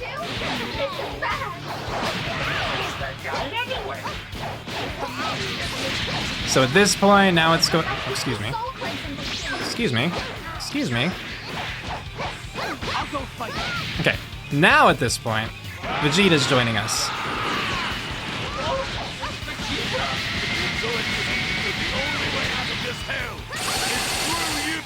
There we go. Clean. No more Janemba. We don't see him at any other point in the story. It's the same in the anime. Okay. We see him Cool. for like I was gonna 20 say, minutes I in don't the think movie I've and ever then- seen him. We see him 20 minutes in the movie and then never again. So fun. Unless, So they unless really he are plays just Super, fitting yeah. everyone unless he in. play I forget the name. It's a GBA game. He's one of the bosses you can fight. Okay. Yeah. So at this point, I'm going to buff some of my stats again, now that I have some more points. Just because now we're getting into, like, the tougher stuff. So at this point, yeah, Elder Kai was like, oh, great, you have 15 TP medals. Good job. It's like you knew what I was going to ask of you. And then he lets you go on to more story missions. If you didn't have the 15 at that point, he would be like, have you heard of TP medals? They're super cool and stuff. And then he'd make you go and get more. But we're speedrunners, so we're good. We have that in advance. Don't have to worry about it. And he gifts you 3 of his own, which is kind of nice. We don't use them for anything, but I suppose technically we could.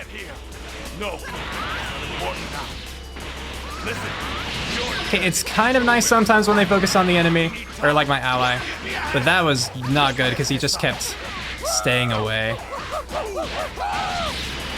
So we gotta make up for some time. There is a warrior that is fighting Majin Buu at this very moment.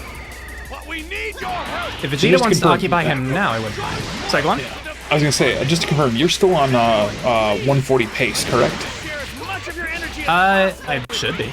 Okay, awesome. I don't think anything so super bad has happened that would stop that. Here's hoping, but it's Dragon Ball. It's unpredictable sometimes. Yeah, like again, you do never know. Like there's still a fight coming up that like I have fear of. You have to fight Whis, and he's really bad. Like he blocks a lot of attacks. He's really good at using his evasives and his vanishes to dodge. And he has an ultimate that's like hard to avoid and is really powerful. And so like there's technically still some fights that I can die even with how much I've played this game. But hopefully those won't happen. Like they typically don't. It's just they can.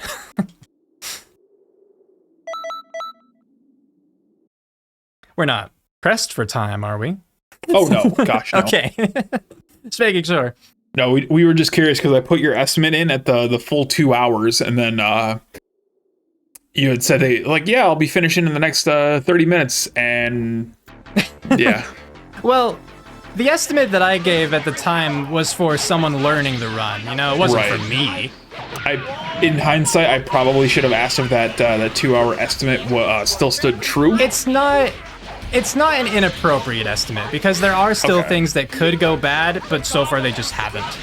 Gotcha. Like again, the biggest thing was, and I've had it during marathon runs where Yamcha never shows up to give me the 10 TP medals. It's not common, now show but it has happened. And yeah, that adds like 10 minutes, so it's all good. Yeah.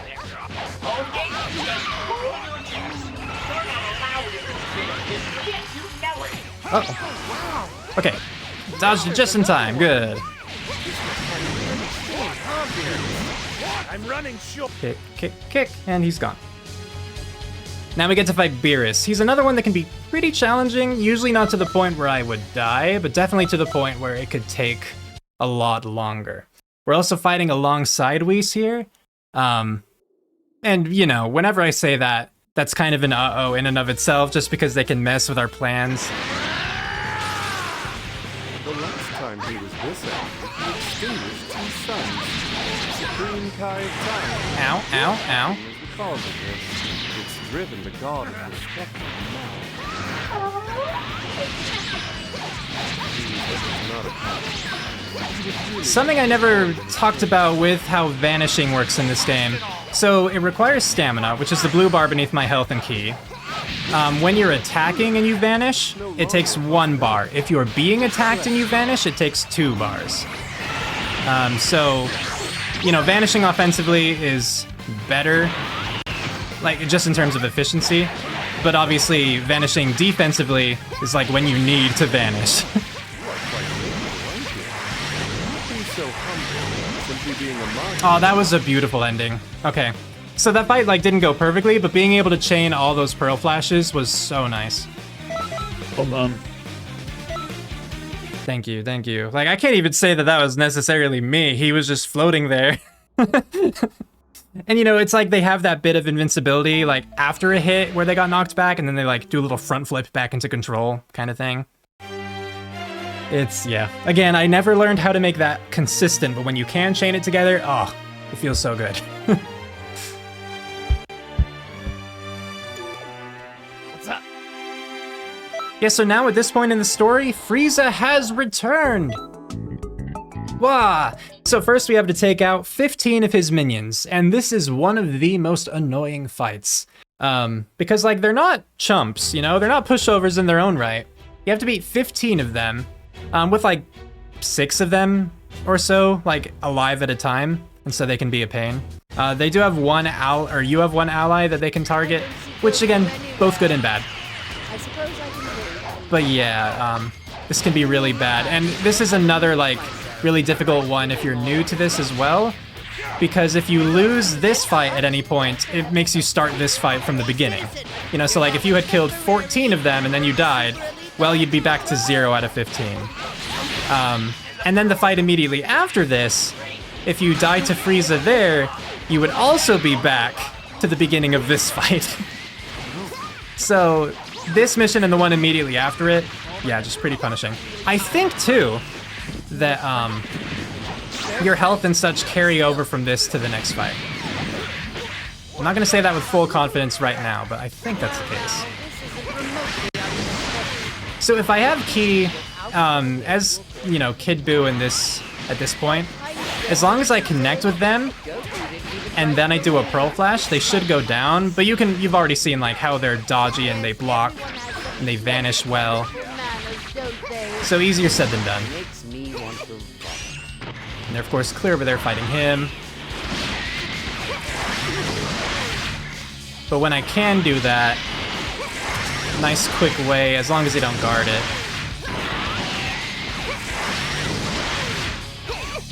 Another popular way to handle this mission is to use Giant Storm as an ultimate, especially in combination with a Super Soul, like I Hope You're Reborn is someone good this time or something. You know, the one associated with Kid Buu. But the sad part is, because it's associated with Kid Buu, you don't get it until after you beat Kid Buu, and so you would have to reach that point in the story, and then go all the way down back to the shops and purchase it, you know, along with Giant Storm. So it takes a lot of time to make your way out there, make those purchases, you know, equip the stuff, and then come back in. So I try to just handle it with what I have. But that doesn't always work out as well. Either way, we got our 15 there, not too bad. And yeah, you can see we have the same health and key and everything that we started, or that we left with last time. So if you, like, were really poorly beaten up, this could be really challenging.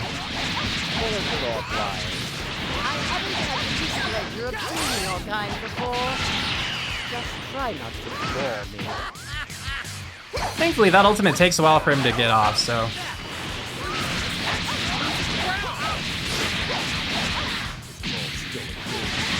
We'll just send him flying. And I'm gonna get some quick sleep in just to get some health back. Like, we should be fine, but it's always good to be safe, you know? Can't take too many precautions. Yeah. Yeah. Again, with the thing, yeah, you die here, you start back at the beginning of the 15 minion fight. Like, just don't die here. Do what you can to avoid that. Just don't die, the ultimate speedrunning strategy. That's right.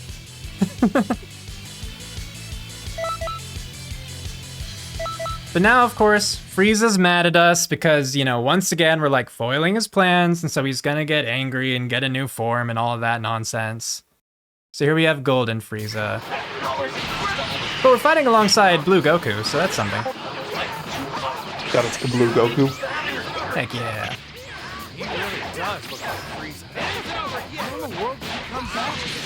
So we have to get him down to a certain point of health right here. And now the scene transitions, and now it's him with Cooler. But I have the key that I built up, so I transform immediately, use my Limit Burst. And we're just gonna try to take advantage of that how we can. Which doesn't help when he grabs me.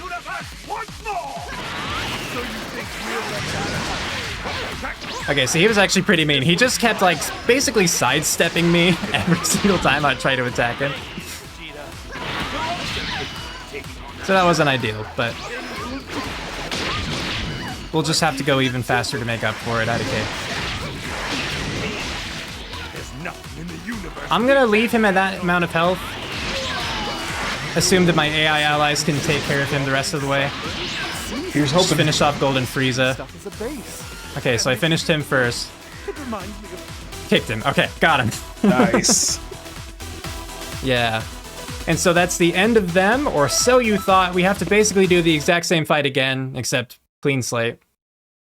I don't know if that's inspired by the anime. I don't remember what the story is because I haven't played this game in so long where I haven't skipped all the cutscenes. So they come back and they're even more powerful. Yeah, right. So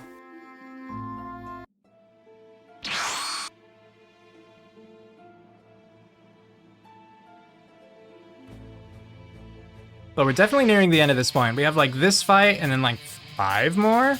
6 more? Okay. Alright. It'll still take some time, but Right. pretty good.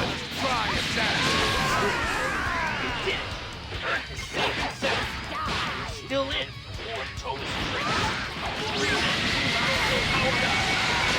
Goku and my dad.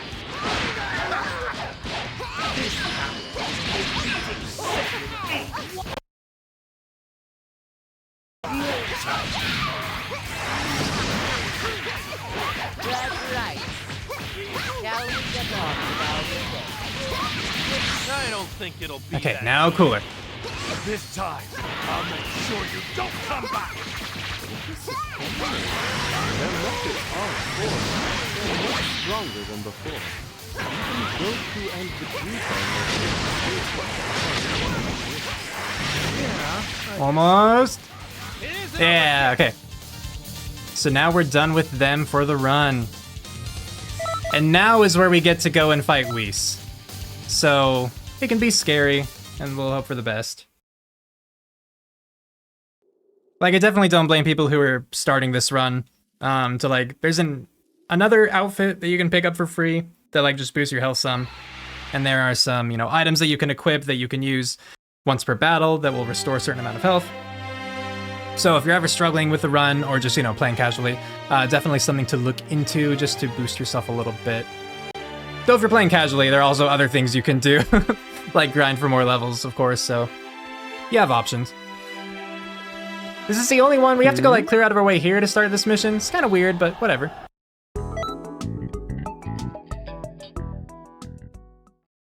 We're gonna want to start this one off without using our Limit Burst. We just want to build up Ki so that we can transform, and we want to damage him enough that it'll trigger dialogue where Beerus is going to leave us, no longer be fighting alongside us. And there's one point during that where, like, you know, until a certain point, you can only get Whis down by so much. So it's not, like, bad to get him down to that point by any means, but if you've already used your Limit Burst, then you're at the point of kind of wasting it.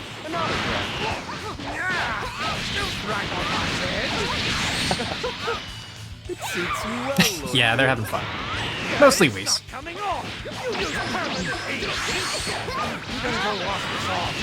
If you're as slow as he is, I'll draw pupils on your eyelids for I'm you. going to Limit Burst now, because now Beerus is gone, you can see his health is no longer present on the screen.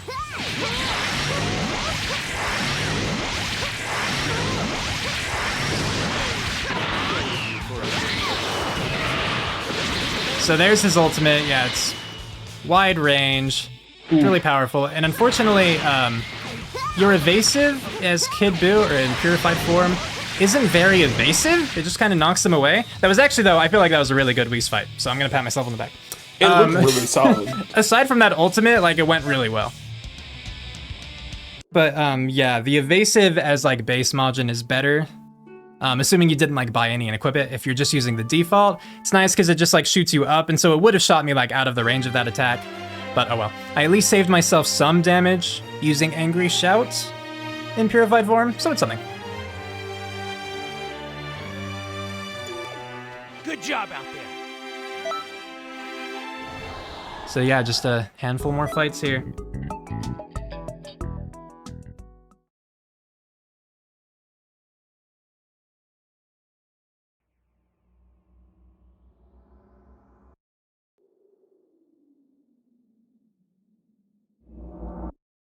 Yeah, because Toa, being the weird little scientist she is, has used a mask to brainwash people, basically. And so there's this mysterious Saiyan, you know, we fought him before, right?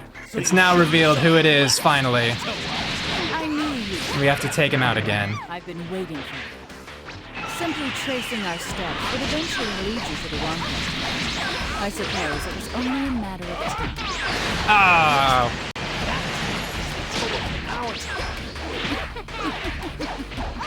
No way. Okay, his stamina broke. Nice. So that should be... Oh, there we go. It's like, we should be able to take advantage of that, and it's done. This time there will be no interview. This time we will win. Yes, we will. Trying. Stronger than ever. And that's what Majin Buu. Okay, we were able to chain a few, so that's good. Break his stamina there, just so we have a free shot here. And they're down. Good, good, good. GG. Thank you, thank you. Yep, yep. Yeah, you might have noticed I do still have some attributes that I could spend. And, like, they wouldn't be a waste, but, like, I'm almost at the full attribute count that you can have for basic attacks and the super strikes, like the melee supers. Since I don't really use anything else, it just doesn't seem super worthwhile to, like, you know, go into the start menu and, like, put all the points in. Like, it'd probably be most beneficial if I, like, increased my stamina.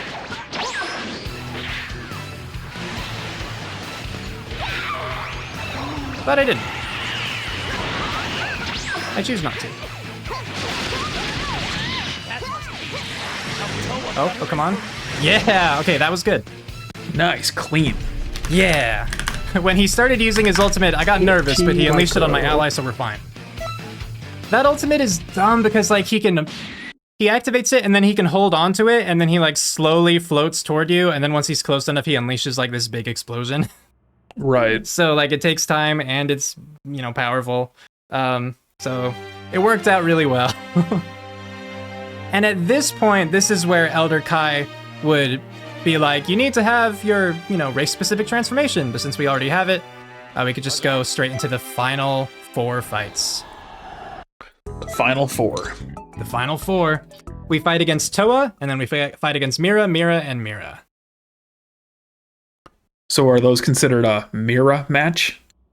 You know, it might be. So she's not... Toa herself is not too bad. She's more just annoying. She has stuff similar to Whis where she can teleport, and like similar to Majin Buu where she can kind of like just put you in a bubble and you can't do anything for a minute. So yeah, she's like not tough, but she just has annoying things that she can do to waste time. Like this, I just have to wait for her to appear, lock onto her again, and then I can fight more. Oh, and she almost got me in that bubble. And that would have been the thing, a lot like Majin Buu's turn you into candy. Well.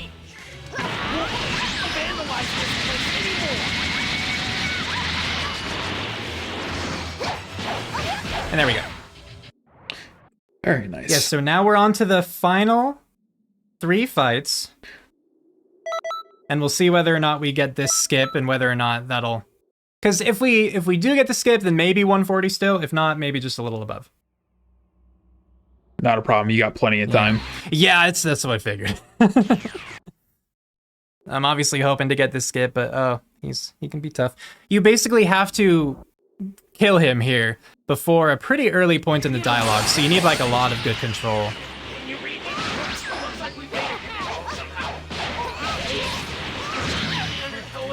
Yeah, that wasn't good. That wasn't good.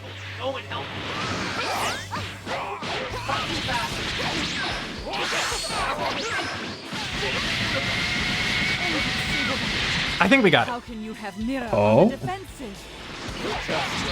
No! Oh, not like No, this. I was just too late then. Oh, Because so close, you need though. Toa to have 2 lines in a row. Okay. Like, I thought it was by the end of the inconceivable line, but apparently it's right before it. Past your limits. That's fine. You have to stop me. Right. It's too dangerous. Yeah, just otherwise we wouldn't get to hear any of this bit. Oh, but this is, yeah, the one time you can see the only time in the game where when he's invincible, you're also invincible. Maybe I should just run. So I can sit here and just let him throw me around. I don't have to worry about it at all. If it's able to tear through dimensions and breaks through this egg, then we're punished. Use it. Wait, actually. If you don't stop Mira soon, then we'll all go up in smoke. Actually, I may have gotten it. I'll lend you my Maybe Inconceivable was the line, and then it wasn't her immediate... I don't know. We'll leave it as a mystery for now. Fair enough. That just seemed to go faster, so either my space out worked, or... Okay, so we got his stamina broken, which is really nice. Trying to take advantage of that while I can before he starts attacking again. There we go. Wow, that was fast. Yeah, so now his final phase, Furry Mira, where he's absorbed Toa. And this one can be incredibly punishing. So you can see how many like bars of ki he has. He has like 4 different ultimates, I believe. 2 of them he's invincible during, and so you just have to wait for him to be done. And all of his ultimates only take 1 bar of ki, whereas like our ultimates take minimum of 3. So if he really wants to, he can just spam his ultimates, you know, back to back to back. Thankfully, he used one of the few ultimates of his that can be interrupted. And like, you know, you can actually break his stamina on, so that was really nice. We basically just need 1 more... No! We needed like 1 more good hit.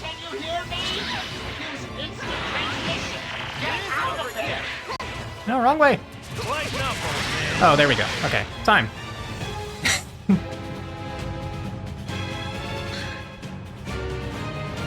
So I'm just waiting on this stream. So I had said earlier that I was thinking 138 or 139, I believe. Yep. But here, I'll play out the final cutscene. I won't skip this one. 139.55. 139, yeah. So I got the good version of the cutscene, basically. I think it depends on how quickly you beat that final boss and how much health you have at the end. But the one where you get all like the little spirits of your friends, it's like the quote-unquote good one. In the other one, you do a Kamehameha and Goku does the Dragon Fist. But instead we do it, because we're super cool. Because he had a time egg, like, merged with him, and we were able to take it out of his body somehow. Just there it is. I was gonna say, rip it out of him with a big dragon. Yup. Does this mean I lose? Well, that was a fantastic run. Thank you for your kind words. I appreciate it. Not a problem. No, it felt pretty good. I do think I must have gotten that cutscene skip at the end, because otherwise I just would have expected it to take a little longer. But then again, phases 2 and 3 actually did go really well. You'll have to check the VOD back when we I will, yeah. This. Yeah. So we're actually ahead of schedule by about 20 minutes. The end of that.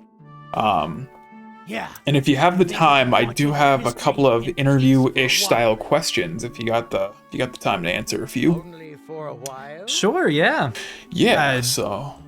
Just stay here? Do you want me to do anything with the game? Or? No, just let's keep the game going. Well, it's a good background music or whatever you'd like. Sounds good. So, in your personal opinion, because you run a lot of Dragon Ball related games. Now there's no need to worry. I wouldn't say a lot, but I've run a few. I've at least dabbled to see like how I might, do with them. Right. But yes, go on. Yeah. What is your personal favorite Dragon Ball game to speedrun? Dragon Ball Xenoverse 2.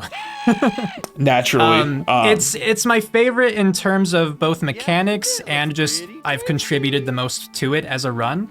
Like with every race, I follow like my routing, and I definitely got contributions from other people. Like I learned from like Hat Lord, who was the first I copied his run basically when I first started in order to learn the Majin route. And then from Hat Lord, I learned as well to use the Limit Burst. I just hadn't realized that was a mechanic before. And so, like, I haven't done like everything on my own, but I take pride in like how I've been able to figure out the TP metal routing or like the transformation routing to try to make it as minimal as possible, because like the requirements, but you obviously want to limit how often you leave the time nest and are running back and forth. So just because I feel that I've contributed in a meaningful way to a run, like it has to sit better in my heart, Yeah. So I was gonna say it sounds like you contributed a lot. So if people are interested in learning this game, is the difficulty curve kind of beginner friendly for this game in particular? It's not too difficult. There is definitely a difficulty curve, but it's not too difficult. It was especially more difficult before, like when I first started running this game, again, like following Hat Lord's, Majin run. Tosak was not a part of the routing, and Tosak I used to buy a bunch of levels. So we used to go through this run under-leveled the entire time. But now for most of the game you're actually over-leveled, and it's just toward the end, like the very last chunk of missions, it actually warns you. It's like, it's expected that you're at this level, but you're actually at this level. Are you sure you want to try this? So that helped a lot with the difficulty. Obviously, yeah, there's still enemies that could pose a threat if you don't yet have like a good handle on the mechanics. But again, I don't consider myself to be great at like fighting in this, or fighting games in general. And so like if you've played this casually, and like especially if you like, competitive or things like that, I think that you could transition to like the PvE aspect really easily. And I don't think it would be that difficult. Like the biggest time saves I think in the game are just getting the routing down. So once you have that like memorized, and it's not that much, it's all kind of just condensed at the beginning, like in the first half hour, unless you're playing Frieza, then it's not too bad. Okay. Yeah.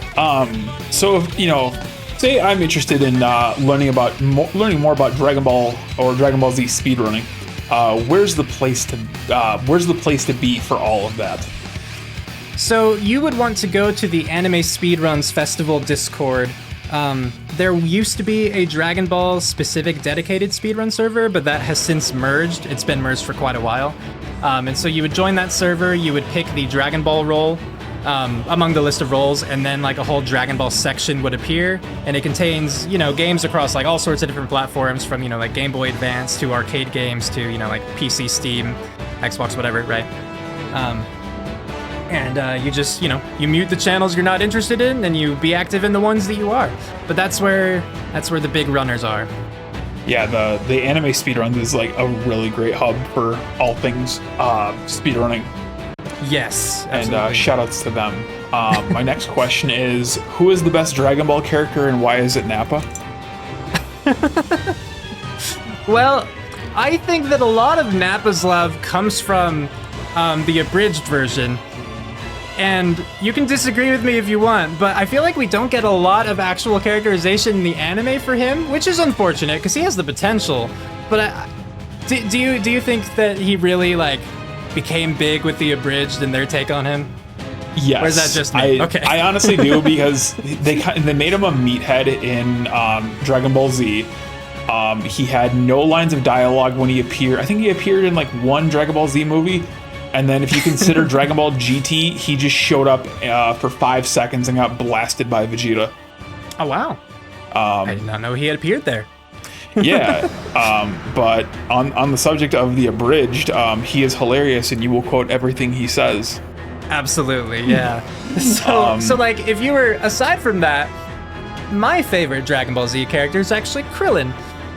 Just because having watched the original Dragon Ball and, you know, having gotten to see him grow up alongside Goku and like starting from that, like, he wasn't a villain by any means, but he was like antagonistic. He was like Goku's rival under Roshi. Right. And then seeing them grow together and like the friendship they formed, and like, you know, then Krillin dies, and that's such a huge thing in the original.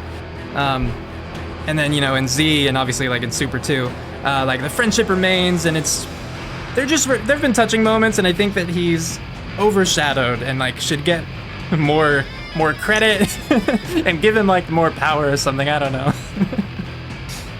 Yeah, I just like my boy. Nappa had the potential. Vegeta definitely has a lot of underrated potential, especially in the Buu saga, when he essentially sells his soul for power. Yeah. But yeah, agree. What are your future plans for speedrunning? So I actually have a self-imposed challenge. I mentioned the Anime Speedruns Festival Discord server, right? Right. And in that, again, there are roles for like each anime series, so that you can pick that role, and then you only get to see the channels like for that role, just so you're not inundated with things that are not relevant to you. And so you can take those roles whenever. It's just a means of organization, but I've taken it upon myself where I will only take a role once I have done a speed run for a game in that anime. And so I've earned several at this point in time. And it's just been a nice way for me to like avoid that kind of analysis paralysis. And just like, it just helps me pick games to speedrun. And even if I don't stick with them for a long time, even if I just like touch on them enough to learn it, try to get a good, like I try to put in good effort, get a run up, and then I move on to something else. Okay. So solid plans, like I can't say I really have those. I know that I have other anime that I need to tackle games for. I know that when Xenoverse 3 finally comes out, assuming it ever does, that I'm going to be, you know, giving it a good look and hoping that I have like the same connection there that I did with Xenoverse 2 here. And then, you know, like if other like marathons call for me, like I learned a game recently for, you know, I mean Speedromizer 4, right? And I learned a game for License-a-thon. And so those are other just good motivations for me to actually like go out of my comfort zone and try to learn something new. And yeah. I was gonna say, have they announced Xenoverse 3 yet, or is it just kind of speculation at this point? The thing is, I thought that they had announced it at one point. I thought that it was basically slated for like July this year, but then I swear that has gotten like buried in like just more uncertain. So I'm now still hopeful, but I'm not expecting it anymore. Yeah. On the subject of other marathons, you actually do have a game for Speedromizer 5 in the form of Micro Machines. How's that? I was gonna say, how's that going for you? Well, instead of learning that, I derusted this. So fair enough. So at this point, I've located the game, so like it's secure. I've got it ready, and I've watched like the world record holder and like talked to him a little bit. He sent me like his map and like his strats and things like that. But I've yet to give it like an official try. So I need to find a good time. You know, once I get this and I have like family visits coming up, once I get all that out of the way, I'm gonna play it casually for the first time, hopefully become decent at it that way, and then try to dive into how to break it, you know, how to glitch the maps out and everything, because the run was pretty interesting in how they went completely off course, because, you know, it's a racing game with laps, and they tricked the system. So it'll be neat to learn that. It's not the first racing game in Speedromizer history that's gone figuratively and literally off the rails. Yeah, so fingers crossed, because I'm not too much of a racer. I've played Mario Kart, and that's about it. What's this paper? Oh, sorry, I'll leave you to your thing. Yep. I heard you were celebrating the egg's return, so I thought I'd stop by for a quick gander. All right, so I think that is it. We are gonna head over to intermission. Riz, thank you for this amazing display. Absolutely, thank you for having me. All right, we'll be right back with more Speedromizer 4.5.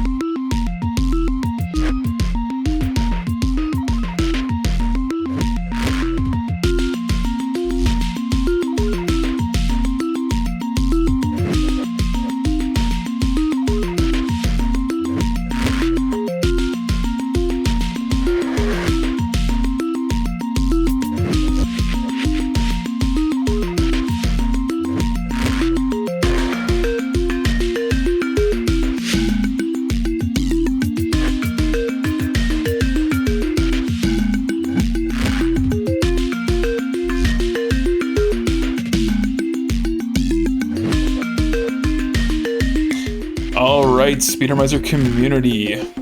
There we go, get my face cam up. Welcome back to Speedromizer 4.5. We are currently getting set up for our next run. Let me pull up the schedule. Our next run of Paper Mario Land 3D. On the subject of Dragon Ball, I'm actually reading the Dragon Ball manga as we speak. Highly recommend you go check that out. Rest in peace, Akira Toriyama. As I said, couple of things I do want to touch up on real quick. We are still accepting volunteer applications for Speedromizer 5. If you would like to volunteer, most positions do not require any experience. We would love to have you on our team. Would recommend, or you are interested in any of that, there is the link. I don't have too much else. We will be right back in just a couple of minutes here. We're almost done setting up.